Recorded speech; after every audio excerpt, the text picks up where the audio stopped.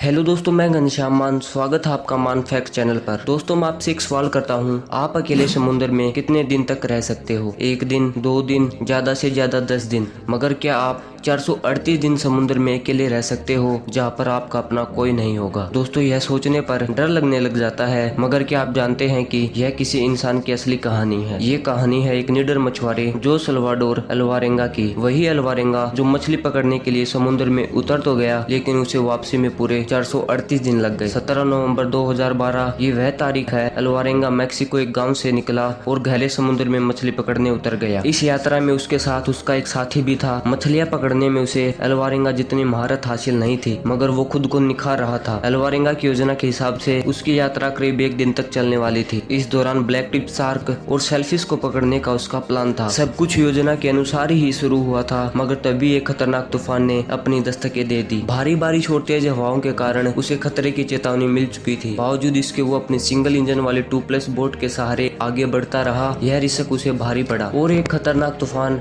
उसे अपने साथ बहा ले गया। जिस रेडियो से वो मदद मांग सकता था वो भी नष्ट हो चुका था। बोट का वजन कम करने के लिए अल्वारेंगा ने 500 किलोग्राम वजन के बराबर की अपनी सारी मछलियां फेंक दी। अब उसके पास न तो खाने के लिए राशन था, न रोशनी और न ही किनारे से संपर्क करने का कोई तरीका। खुले समुद्र में उसकी बोट बेलगाम आगे बढ़े जा रही थी। भूख लगने पर वो अपने नंगे हाथों से मछली, केचुए जैसे समुद्री पक्षी पकड़ता और उनका मांस कच्चा ही खा जाता। पीने के लिए अल्वारेंगा ने बारिश के पानी का सहारा लिया। एक पल ऐसा भी आया जब उसके पास पीने के लिए पानी नहीं बचा। ऐसे में उसने केचुए का खून और अपना पेशाब तक पिया। करीब 4 महीने के बाद अल्वारेंगा के साथी ने कच्चे मांस को खाने से मना कर दिया और अंत में भूखमारी से मर गया। मगर अल्वारेंगा ने जिंदा रहने के लिए सब कुछ जारी रखा। अल्वारेंगा अपनी शुरुआती बिंदु से 10,000 किलोमीटर से अधिक की दूरी पर था। खुद को भगवान के सहारे छोड़कर अल्वारेंगा ने खुद को बोट के सहारे सौंप दिया। वह खुली आंखों से आसमान में टिमटिमाते सितारों को देखता, इस उम्मीद के साथ कि कोई उसकी मदद के लिए आगे आएगा। उसने अपने आसपास कई सारे जहाजों की सनसनाहट महसूस की,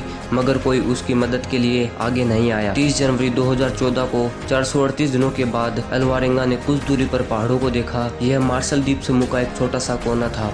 उसने अपनी नाव छोड़ी और तैरकर किनारे पर आ गया। आखिरकार वह जमीन पर था। किनारे पर पहुंचकर जैसे ही वो खड़े होने की कोशिश करता, वो बेहोश होकर गिर जाता। जल्दी ही वहां के स्थानीय लोगों की उस पर नजर पड़ी और वो उसे अपने घर लेकर आए। इसके बाद उन्होंने संबंधित अधिकारियों को अल्वारेंगा के बारे में सूचना दी। पुलिस जब मौके पर पहुंची तो उसने देखा कि अल्वारेंगा के टखने सूजे हुए थे। उसकी आंखों की रोशनी बहुत कम हो गई थी। वो मुश्किल से चल पा रहा था। उसके बाल किसी झाड़ी की तरह उलझ गए थे। पुलिस वालों को लगा कि अल्वारेंगा के साथ किसी ने गलत बर्ताव किया है, जबकि सच कुछ और था। आगे अल्वारेंगा की कहानी की सत्यता के लिए कई तरह की जांच की गई और हर जांच इस बात की तस्दीक करती है कि अल्वारेंगा की कहानी एकदम सही थी। अल्वारेंगा जब वापस अपने परिवार के पास लौटा तो सभी की आंखें खुली की खुली रह गई। सभी ने उसे मर्द मान लिया था। सबसे ज्यादा खुशी अल्वारेंगा के माता पिता और उसकी बच्ची को हुई। 14 साल की बेटी फातिमा अल्वारेंगा के जाने के बाद अपने नाना नानी के साथ रहती थी। ये कहानी थी एक ऐसे आदमी की